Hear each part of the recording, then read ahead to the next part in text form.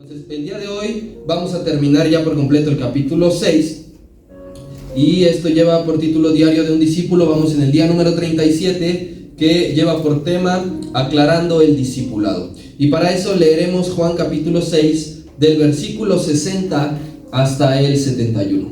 ¿Ya está ahí conmigo? Amén. Yo lo voy a leer, usted me va a acompañar con su vista. Y dice, continúa la historia y dice la palabra así: al oírlas, muchos de sus discípulos dijeron: dura es esta palabra, ¿quién la puede oír?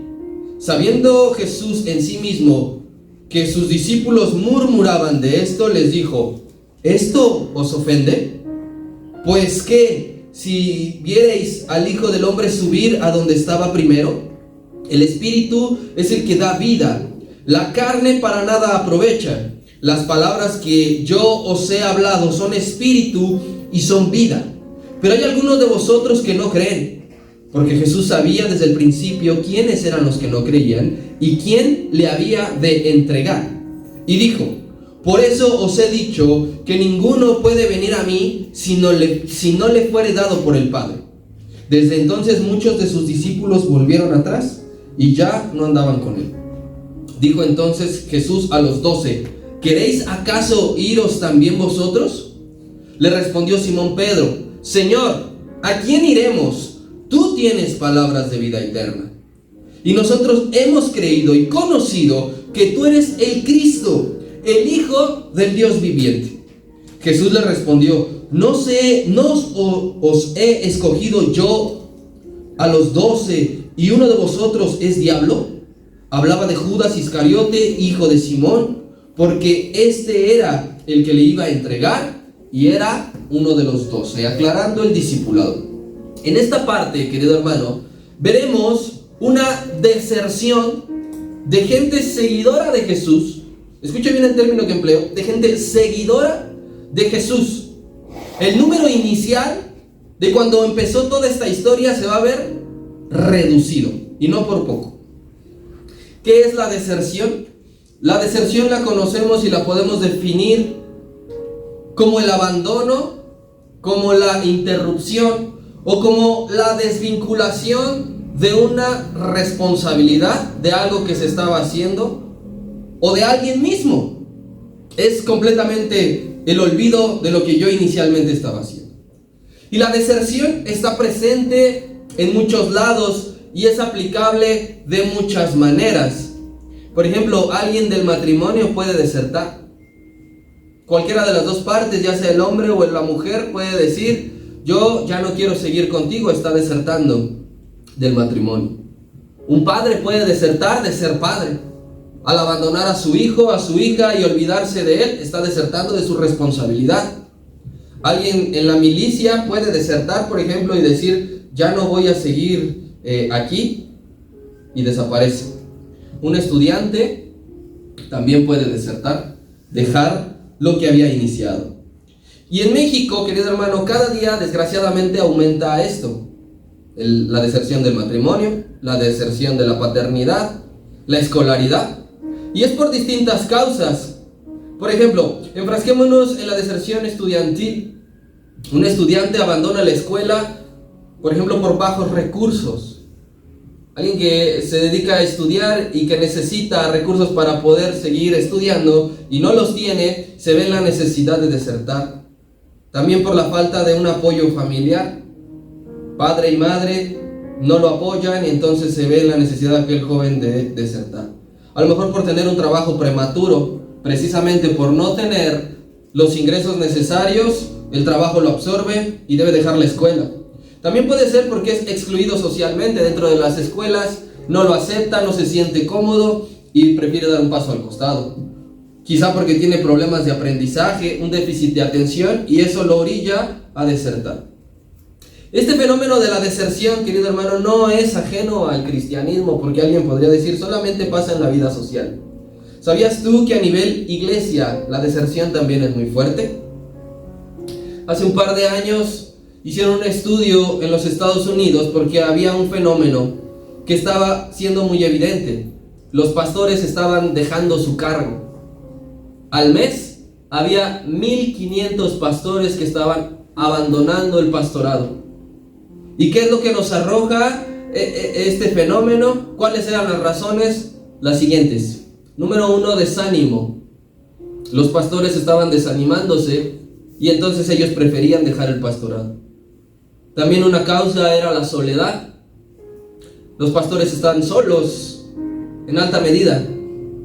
Presión económica, porque a veces el hecho de prestarle atención al cargo hace que descuiden otras áreas. Fatiga emocional, se sentían cansados de todas las emociones que requiere ser pastor. Complicaciones de salud, es tanta la presión que muchas veces la salud mengua. Problemas matrimoniales, familiares. Todo esto ha hecho que muchos pastores decidan dejar su cargo. Y estos resultados de este estudio del que yo le hablo también nos dicen de por qué la gente deja de congregarse. ¿Quiere usted escuchar por qué la gente deja de congregarse? 3 causas, 3 razones. Primeramente, en su mayoría dijo que la gente no se congrega, que deja de asistir a las iglesias porque consideran que los cultos son aburridos. La causa número 2 es que las reglas que están establecidas dentro de la iglesia, ellos no quieren seguirlas y prefieren no seguir viniendo. Y la número 3 es el ruido excesivo que hay a veces cuando se llevan a cabo los cultos. Estas son las 3 razones del por qué la gente decide dejar de congregarse. Anteriormente le dije las razones del por qué los pastores prefieren abandonar su cargo. Así que la deserción no es ajena al cristianismo, y la deserción la vivió en carne propia el Señor Jesús.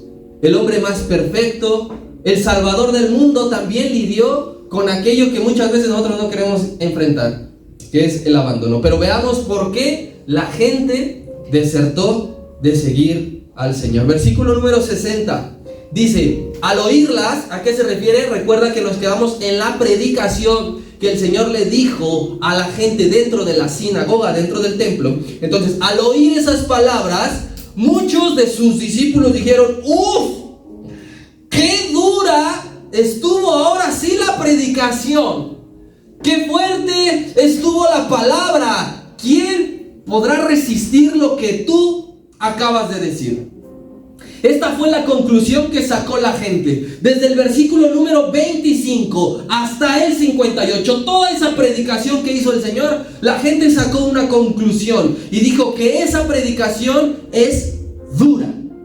Que todo lo que escucharon, no sé cuánto duró la predicación, 1 hora o 2, pero al final dijeron: para mí lo que tú me acabas de decir es demasiado duro. Las personas sacamos comúnmente conclusiones. Por ejemplo, sacamos una conclusión del día. Está a punto de terminar, tú vas a llegar a tu casa, vas a cenar, vas a preparar tus cosas para el día de mañana, te vas a acostar, y lo que va a pasar por tu mente es una conclusión del día. El día fue bueno por esto, o el día fue malo por esto, pero sacamos conclusiones. Los estudiantes sacan conclusiones de la clase que acaba de terminar, porque ellos pueden decir: ahora sí no le entendí absolutamente nada al viejo. O pueden decir: la clase estuvo muy entretenida, estuvo muy enriquecedora. Sacamos una conclusión. En la iglesia también nosotros sacamos conclusiones. Por ejemplo, con la lista de cantos, ¿verdad? Cuando es el momento decimos: ahora no me gustaron los cantos, no me sabía ninguno. O cuando está la predicación podemos decir: lo que está diciendo parece que me vio, que me estaba vigilando, ¿verdad? Aquel grupo, querido hermano, que escuchó toda esa predicación, dijo: todo lo que nos dices es muy duro. No creo que haya alguien que resista todo esto que nos has dicho, de lo que has predicado. Y cuando la palabra dice duro, cuando escribe ahí el evangelista que fue duro, no significa que la palabra era difícil de entender. Es decir, ¿qué me estás diciendo? No te entiendo. No quiere decir que requiere un alto nivel intelectual para nosotros poder entender lo que el Señor trata de decir. Por más símbolos que Él ocupó, recuerda que ocupó la carne, la sangre, el pan, el cielo. No necesitamos un IQ de científico para poder entender esto. Sino cuando escribe que fue duro, se refiere a aceptar esas palabras, a decir: el Señor tiene razón. Cuando dice duro, se refiere a lo crudo y a lo directo que es Dios cuando hablar de tu estilo de vida se trata. Cuando el Señor está diciendo: la vida cristiana no es como tú quieres vivirla. La vida cristiana no se amolda. No puedes decir tú, voy a hacer esto sí y esto no. Por eso es que ellos dijeron, esto es duro, porque el cristianismo es de una alta demanda. No es una cosa que digamos, lo puedo hacer tranquilamente. No me voy a ni despeinar para poder hacer la voluntad del Señor, para poder agradarle. Yo sé que tú has visto esto. En el gobierno civil, cuando hay monarquías, cuando todavía hay reyes, los que van a heredar el trono, ya sea cuando muera el padre o cuando llegue a cierta edad aquel muchacho, ¿qué crees? Los que van a heredar el trono no pueden vivir como quieran. Ellos dicen, pues yo quiero ir y de estar de fiesta en fiesta cada 8 días. ¿Tú crees que el heredero al trono puede hacer eso? No. Ellos no se pueden vestir como quieran. Decir, esa moda me gusta, ¿verdad? Traer los pantalones rotos. Digo, ¿tú has visto a un príncipe salir vestido como seguramente quisiera vestirse? No. Los hijos o herederos al trono no pueden estudiar lo que ellos quieren. Muchas veces en los libros de literatura leemos que quieren estudiar, no sé, actuación, teatro, canto, y no pueden hacerlo, porque deben de seguir una línea de la monarquía. No se pueden casar con quien ellos quieren, los casan. Hay una serie de protocolos para cumplir para aquellos. Para los que escucharon esa predicación, les incomodó una cosa, hermano: el desafío de vivir distinto a los demás. Por eso es que dijeron, lo que tú nos dices está bien duro. Les incomodó el hecho de que aquel que decida ser discípulo de Jesús, aquel que decida creer en el Señor, tiene que pensar de una manera distinta. Y por eso dijo, es que lo que tú me dices es muy duro. Tú te enfrentas constantemente ante el pensamiento del mundo y tienes que sacar a relucir si quieres seguir al Señor o si quieres seguir la corriente del mundo. Tienes que hablar diferente. Alguien que no ha decidido seguir al Señor y entregarle su vida no puede hablar como la mayoría habla. Actuar diferente. Alguien que le ha dicho al Señor, aquí está mi vida, no puede actuar ni responder como la mayoría de las personas allá afuera responden. Desear. Alguien que dice al Señor, te voy a entregar mi vida, te voy a entregar mi juventud, te voy a entregar todo lo que soy, no puede desear las mismas cosas que las personas de allá afuera desean. Y aunque no es lo más fácil del mundo ser cristiano, querido hermano, tampoco resulta ser imposible un buen cristiano. Pues si me voy a encontrar con muchas dificultades de allá afuera, sí, pero tampoco son imposibles de serlo. Entonces estas personas le estaban diciendo al Señor, mi conclusión de lo que tú me acabas de decir es que todo está muy difícil, que todo está muy duro. Y al decir ellos que era duro, era porque no querían dejar su manera de vivir. Y con eso se justificaban. Es decir, yo no voy a hacer lo que tú me dices porque es bien difícil, porque es bien complicado. Si yo el día de mañana que dejé la tarea y llegan los alumnos y me dicen, profesor, no hice mi tarea. ¿Por qué no hiciste tu tarea? Porque estaba bien difícil. ¿Usted cree que yo le voy a aceptar esa justificación? El Señor no nos va a aceptar, está bien duro lo que me acabas de decir. Pero a veces lo decimos, pero a veces lo ocupamos para justificarnos. Es decir, oye, ¿por qué si dices ser cristiano, por qué sigues haciendo esto y esto y esto y esto? Ahí es que está bien difícil.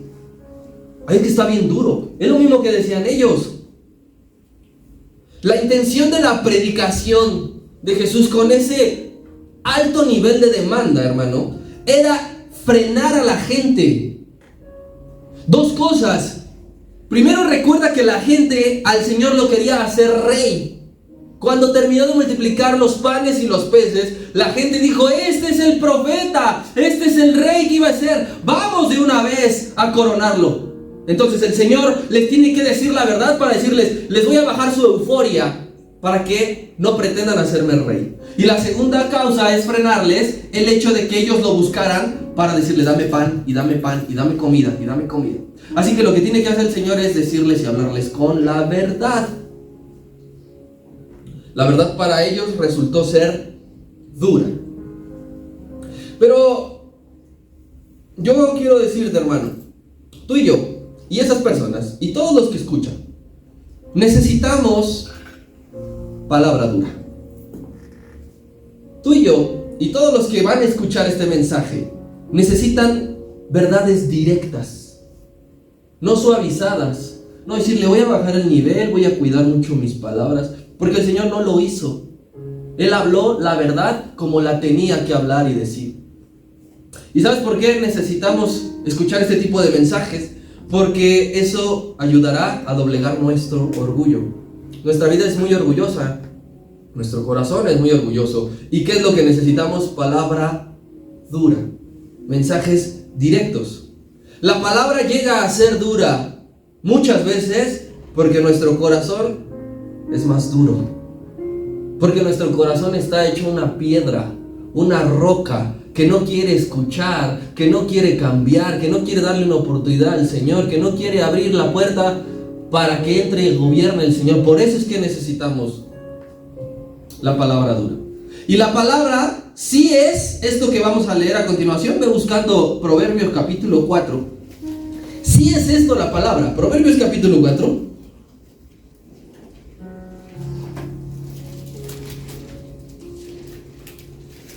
Versículo 20. Tú me avisas cuando lleguemos. Bien. Mira lo que sí es la palabra, pero a veces nada más nos quedamos con esto. Dice así, Proverbios 4:20. Hijo mío, está atento a mis palabras, inclina tu oído a mis razones, no se aparten de tus ojos y guárdalas en medio de tu corazón, porque dice, son vida a los que la hallan. ¿Y qué es la palabra? Medicina a todo su cuerpo. Estamos de acuerdo que la palabra es medicina a tu cuerpo y que nos ha sanado, pero olvidamos también que la palabra es lo siguiente. Jeremías capítulo 23.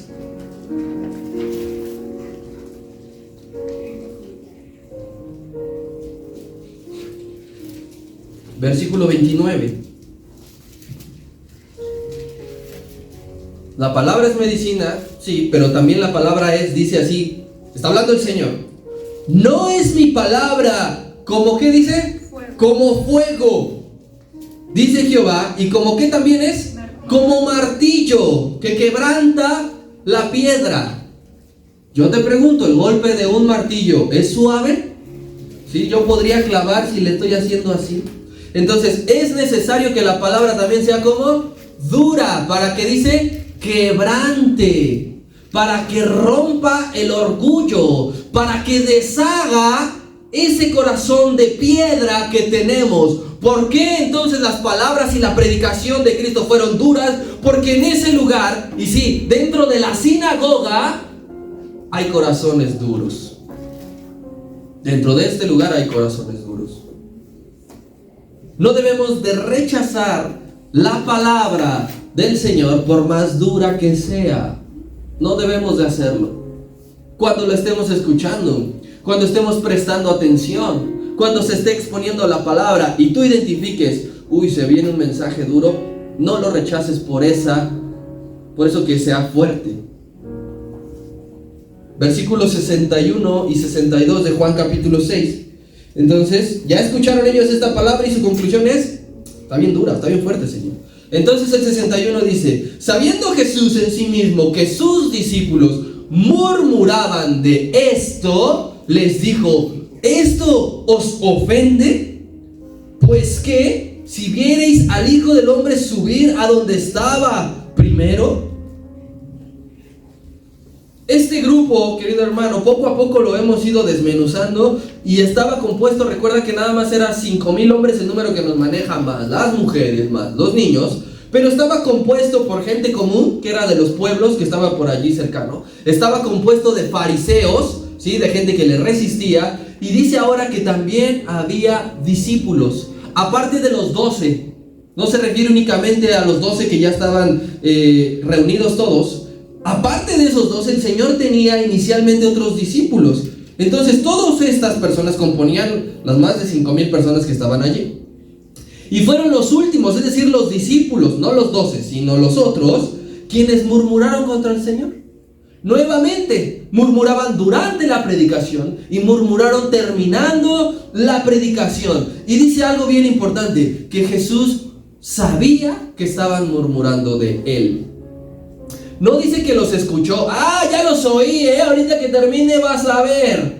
Como a veces hemos llegado a escuchar. Sino que, ¿qué hizo el Señor? Tuvo discernimiento y sabía quiénes estaban murmurando de él y quién estaba diciendo: órale, ahora sí el Señor está bien enojado. Ya ves cómo ahora sí está predicando bien fuerte. Querido hermano, yo te recuerdo una cosa: Jesús conoce muy bien tu interior. Conoce el interior de todos. Y Él sabe lo que estás pensando justo en este momento al oír su mensaje. Por más que veamos distintas caras, Él sabe si estás aceptando el mensaje, si lo estás rechazando, si estás diciendo ese flaco está loco. Él sabe, porque Él conoce nuestro interior. Él sabe lo que está saliendo de tu corazón, ese pensamiento que tú tienes al momento de escuchar: mi corazón es duro y por eso rechazo la palabra. Mira lo que decía el salmista, ve al 139 de Salmos. Salmo 139.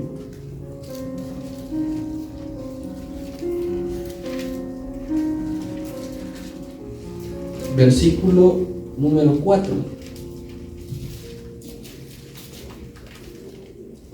Dice así: pues aún no está la palabra en mi lengua, aún ni siquiera me expreso. Y dice: he aquí, oh Jehová, tú ya lo sabes todo. Todo lo que tú piensas con respecto a la predicación, con respecto a la palabra, con lo que viene aquí escrito, con lo que se expone, todo lo que tú estás imaginando, ¿qué crees? Dios ya lo sabe. Sabe si estás diciendo: qué duro. O sabe si estás diciendo: Señor, nuevamente estás hablando a mi vida. Él lo sabe. Así que, sin que estas personas lo esperen, cuando el Señor los discierne, los tiene que enfrentar nuevamente, así como los enfrentó la vez pasada y que les dijo: dejen de murmurar. Ahora Él les hace una pregunta y les dice: ¿qué pasa, muchachos? ¿Están ofendidos por lo que acaban de escuchar? ¿No te gusta lo que acabas de oír? Quiero escuchar su respuesta, les está diciendo el Señor. Les dice: les ofende. ¿El ser humano se ofende con facilidad, sí o no? Sí. Pero bien rápido. Yo me ofendo bien rápido. Así que cuidado. El ser humano se ofende con mucha facilidad cuando no escucha lo que le gusta. Estamos esperando una respuesta y no escuchamos lo que queremos. ¿Qué hacemos? Nos ofendemos. Y además de ofendernos internamente, muchos lo acompañamos con expresión corporal. La ofensa se puede ver tranquilamente, pero mira, es más, puedo ver que algunos se han ofendido ya. Mira, vamos a mirar dos casos de cómo se ofendió la gente. Segunda de Reyes, segundo libro de los Reyes, capítulo 5. Esta historia tú la conoces, el rey Naamán. Y fue porque había escuchado que Jehová de los ejércitos sanaba y que había un profeta, en este caso Eliseo, que era usado por Dios, y lo mandó buscar. Naamán, el rey de Siria, fue a Israel para encontrarse con Eliseo, que Eliseo orara y que él fuera sano de su lepra. Y como Eliseo dijo: ay no, voy a mandar a mi chalán, ve y dile esto. ¿Qué crees que pasó? Versículo número 11. Cuando ya mandaron al chalán de Eliseo, dice: y Naamán, ¿qué pasó? Se fue enojado. Se ofendió el muchacho. Se ofendió. ¿Y por qué se enojó? Dice: he aquí, yo esperaba que saldría él, y estando entonces él de pie, haría una super mega oración a Jehová su Dios, alzaría su mano, me tocaría, y entonces yo sería sano. Y dice el 12: Habana y Farar, ríos de Damasco, ¿no son mejores que todas las aguas donde me mandó sumergir este tal profeta?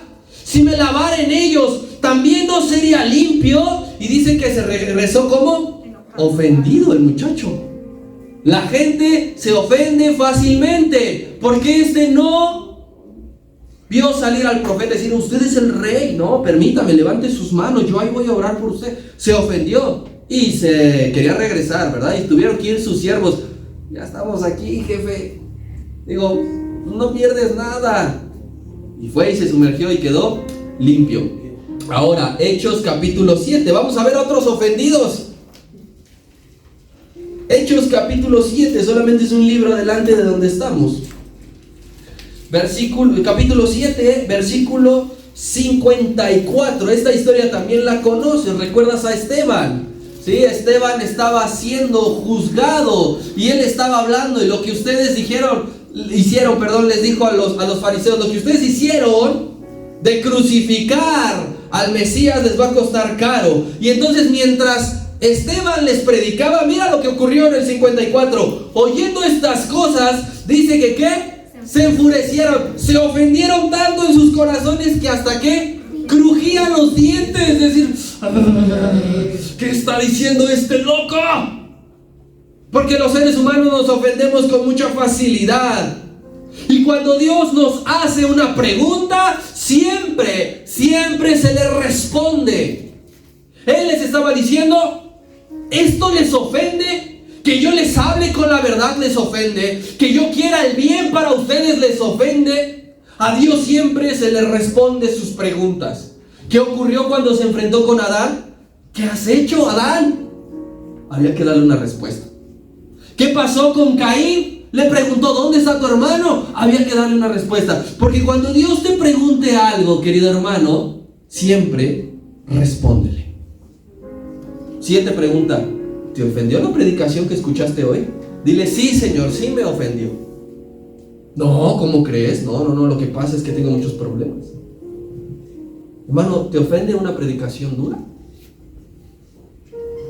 ¿Te enojas cuando tú escuchas que en la iglesia se te está hablando de pecado? Y quizás es un pecado que estés practicando y piensas: ya me están quemando, ya me están tirando de pedradas. ¿Te ofendes cuando se habla de que debes de santificar tu vida? ¿Eso te ofende? Porque ahora no están hablando de esto, ahora no están hablando de aquello. ¿Te ofendes cuando se habla que el infierno es real y que si no entregamos nuestra vida al Señor y que si no nos esforzamos todos los días, nuestra vida terminará en el lago de fuego para siempre? ¿Te ofende? ¿Te ofende que en la iglesia el pastor nos esté hablando de hay que trabajar? Es decir, otra vez ya me va a decir lo mismo. ¿Te ofende cuando se dice hay que aportar para esto y hay que dar para esto? ¿Te ofende cuando te dicen en la predicación al Señor hay que darle tiempo? ¿Te ofende? ¿Te ofende cuando dicen hay que trabajar, hay que esforzarse? ¿Te ofende todo esto? Porque si sí, querido hermano, estás actuando igual que ellos. A estos pseudodiscípulos les gustaba estar con Jesús. ¿A quién no le gusta estar con Dios? A ellos también les gustaba estar con Jesús. A ellos les gustaba ir de pueblo en pueblo, conocer a la gente, ver a las multitudes, sentirse que estaban siendo parte de un movimiento fuerte. A esta gente le gustaba comer gratis. ¿Y a quién no, verdad? A esta gente le gustaba ver milagros. ¡Wow! Ahora el Señor sanó un ciego, levantó un paralítico, hizo un mudo hablar. Pero ¿sabes? A esta gente no les gustaba la idea de saber que en realidad eso no es lo importante del cristianismo. ¿Pero cómo? Si estoy viendo milagros. ¿Cómo? Si estoy viniendo a la iglesia. Eso no es lo más importante del cristianismo. Lo más importante del cristianismo es que nuestra vida esté recta delante de Dios. Y eso es lo que ofende a la gente. ¿Qué le pasó al pobre de Juan el Bautista? Le cortaron la cabeza porque ofendió al rey. Y no lo ofendió con groserías, y no lo ofendió con malas palabras, lo ofendió con la verdad. Y le dijo: la mujer que has tomado es de tu hermano. Y a Dios no le agrada eso. Tú sal y dile a la gente, a alguien que esté engañando a su esposa, dile: lo que estás haciendo no está bien, a Dios no le agrada. Y no te va a decir: tienes razón, muchas gracias. Te va a pegar, te va a dejar de hablar, te va a echar bronca. Porque a la gente le ofende que le hablemos y le digamos: cambia tu manera de vivir, que era lo que estaban escuchando estas personas. Hay un problema similar en nuestra vida. Si a ti te gusta venir a la iglesia, vengo a la iglesia. Si a ti te gusta orar, yo oro al Señor 3 veces al día como Daniel. Si a ti te gusta cantar, amén, canto bien fuerte y brinco. Si a ti te gusta escuchar que Dios te bendice. Pero cuando te hablan de demanda, cuando te hablan de entrega, cuando te dicen tienes que dejar los pecados de la carne, tienes que dejar de agradar a los hombres y destinar tu vida al Señor, te enojas, te ofendes, ya no saludas al predicador como si el predicador lo hubiera hecho pensando en ti. Y voy a hablar de mí en específico. Cuando estás escuchando, escribiendo el mensaje, cuando estás estudiando el mensaje, cuando estás en un momento íntimo que eres tú y Dios preparando el mensaje, no piensas en nadie más. No piensas, ay, ahora sí le voy a dar con todo a este. La última vez no me saludó y me habló bien feo, ahora sí. No piensas en nadie. No pienso, querido hermano, en alguien en particular cuando estoy redactando los mensajes. ¿Qué pasa? Haces todo lo primero, pero lo segundo, querido hermano, dices, ya no voy a ir a los cultos, ya no voy a ir a la iglesia, ya no voy a ir tal día porque sé que pasa este o aquel. Que dices, el Señor me habló y no me gustó lo que me dijo, yo esperaba otra palabra, ya no voy a orar. ¿Qué pasó? Lo que enseñaron, lo que dijeron, no va de acuerdo a lo que ahorita yo requiero, ya no voy a ofrendar. La gente deja de ofrendar, hermano, cuando se enoja. La gente deja de venir cuando se enoja. La gente deja de saludarte cuando se enoja. Pero lo que no saben es que no es uno, es Dios el que está hablando a tu duro corazón, que está rompiendo los moldes de un pensamiento que a Él no le agradan. Versículos 63 al 65. Y dice así: el Espíritu es el que da vida. La carne para nada aprovecha. Las palabras que yo te hablo son espíritu y son vida. Pero hay algunos de ustedes que no creen. Porque Jesús sabía desde el principio quiénes eran los que no creían y quién le había de entregar. Y dijo, por eso os he dicho que ninguno puede venir a mí si no le fuere dado por el Padre. ¿Qué es lo que estaba haciendo el Señor? Predicándoles nuevamente, diciéndoles otra vez lo mismo: deja la carne y dale oportunidad al Espíritu.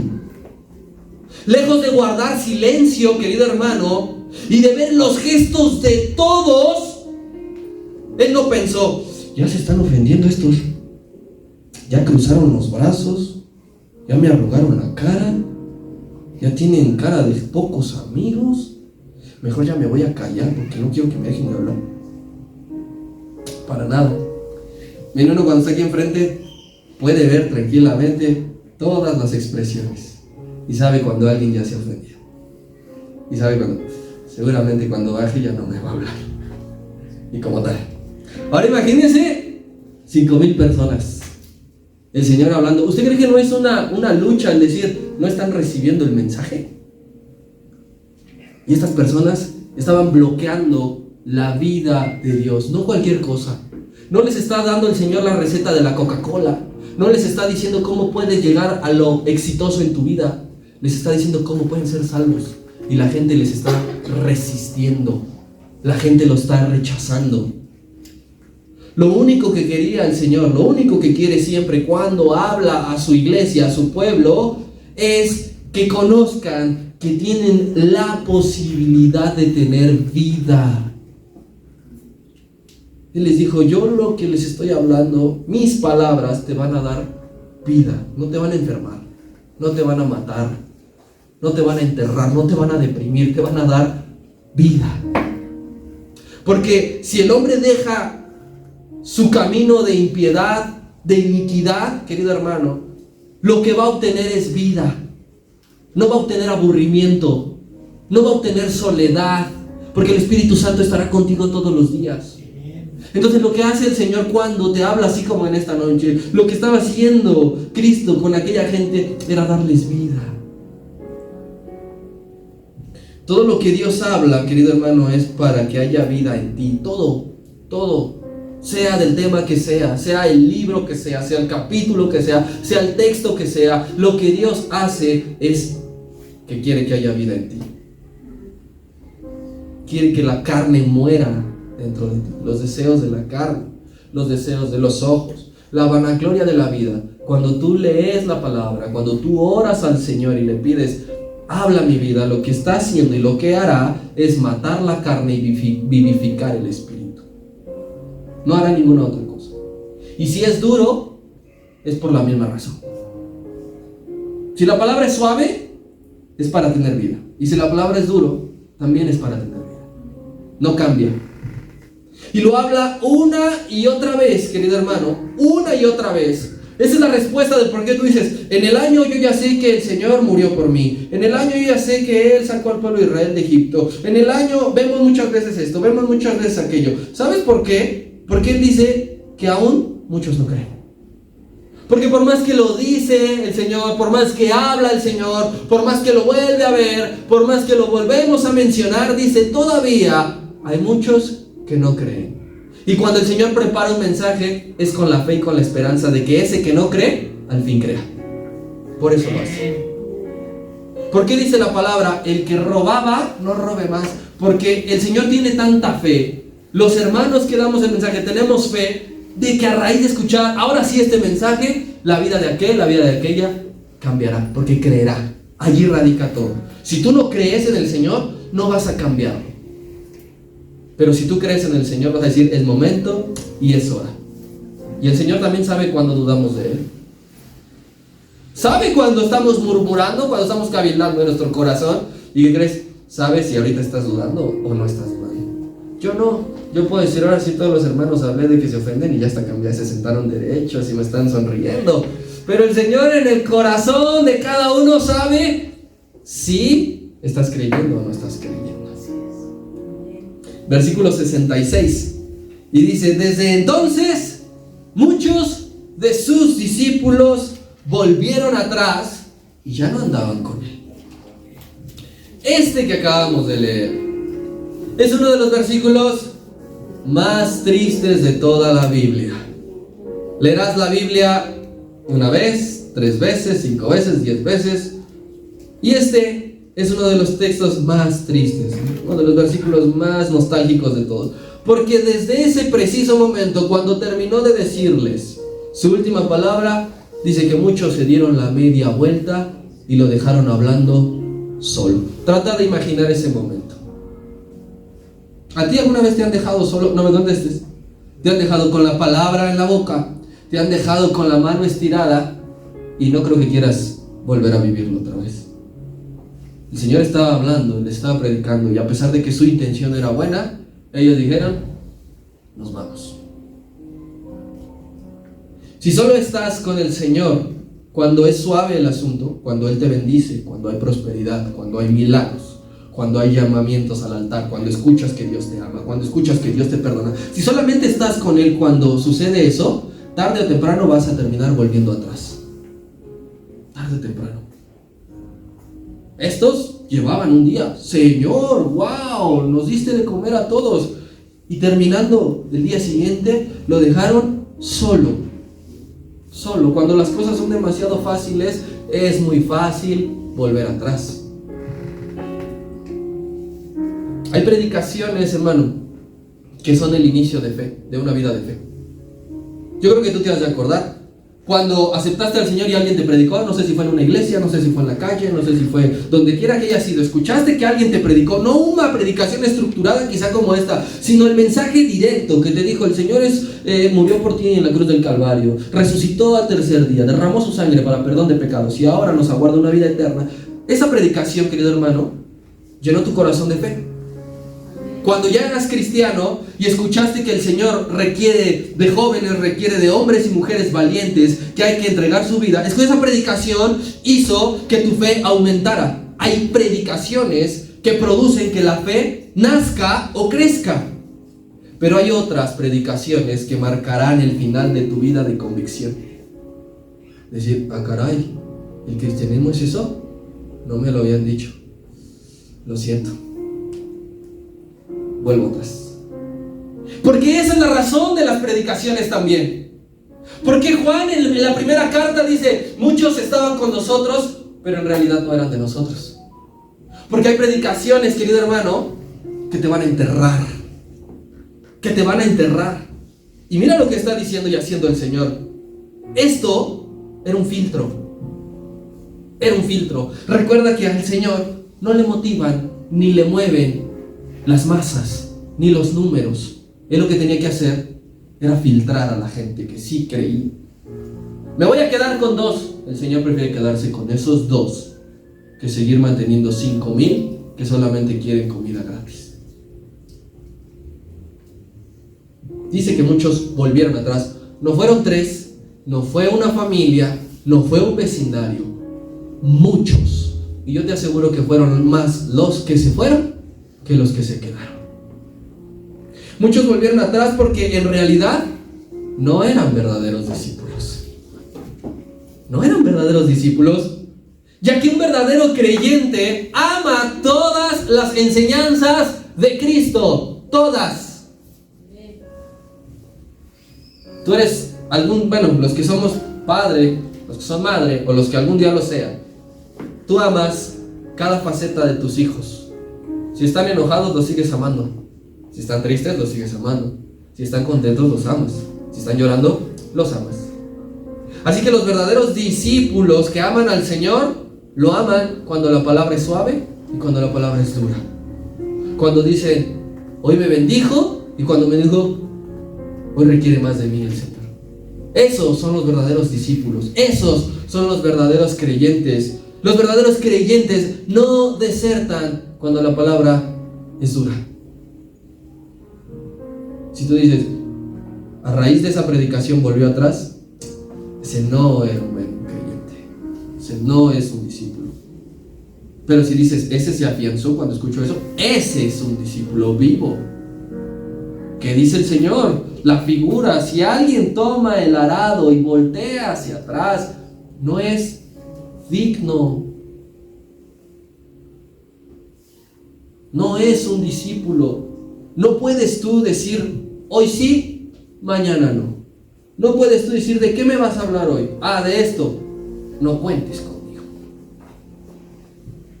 Si va pasando, mis hermanos, versículos 67 al 69. Y dice, dijo entonces Jesús, cuando veía que aquellos se iban y se alejaban, volteó con los 12, ahora sí con los 12 que tenía de siempre que conocemos, y les dijo una pregunta. Recuerda que las preguntas del Señor se responden. Y Él les dijo, ¿ustedes también se quieren ir? Le respondió la boca más rápida de todo Israel diciendo, Señor, ¿a quién iremos? Tú tienes palabras de vida eterna. Y nosotros hemos creído y hemos conocido que tú eres el Cristo, el Hijo del Dios viviente.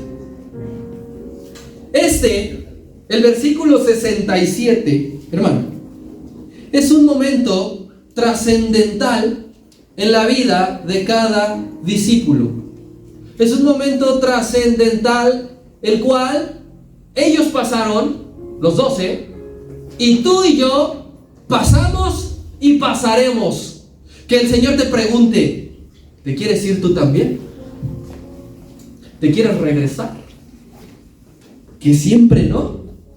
Aún puedes irte. Aún puedes darte la media vuelta si tú no quieres ser un hombre o una mujer diferente. Aún puedes. Dices, yo no quiero. La puerta está abierta. Aún puedes darte la media vuelta si no quieres tener problemas con el mundo por causa de Jesús. Y tú dices, prefiero ser de los que se burlan a ser de los burlados. Date la media vuelta y abandona el Evangelio. Si tú dices, yo no quiero sufrir y padecer rechazos y burlas, más bien quiero tener muchos amigos y ser muy popular, entonces date la media vuelta y busca en otro lado, porque el Evangelio no es así. Aún puedes huir por la exigencia, hermano, porque el camino del Señor es exigente. Y la mayoría desertó. La mayoría huyó. Porque Dios es exigente. Y Él quiere que su iglesia, y Él quiere que su pueblo, y Él quiere que sus hijos sean diferentes al resto. El ministerio, hermano, de cada discípulo se vio marcado por la respuesta que dio cada uno. Porque la pregunta fue general, aquí nada más nos habla de 2 casos, pero la pregunta fue general. Y el ministerio de cada uno en el futuro que vemos a partir de los hechos se sustentó en la respuesta que le dieron al Señor. En que le dijeron: no me quiero ir. Perdóname, pero no me quiero ir. O quien le dijo: yo sí me voy. Mira cómo terminó la vida de Pedro. Aquel que le dijo: ¿pero a dónde más me voy a ir? Si solamente tú tienes palabras de vida eterna.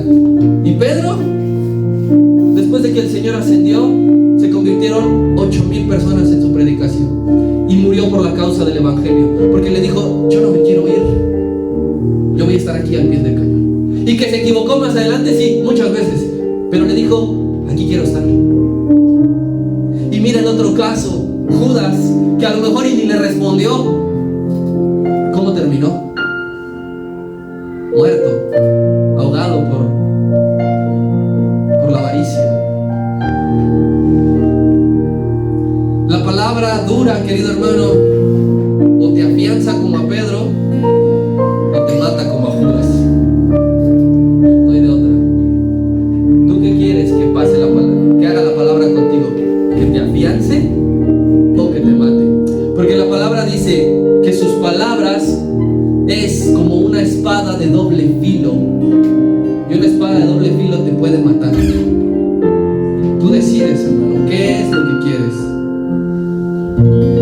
A mí el Señor me mandó en esta noche a decirte lo siguiente: Dios no quiere y no está interesado en que sigas en este camino si no tienes clara tu decisión. No sigas. No sigas si al Señor no le eres capaz de dar una respuesta cuando Él te pregunta: ¿te quieres ir? Vete. No le digas: déjame pensarlo.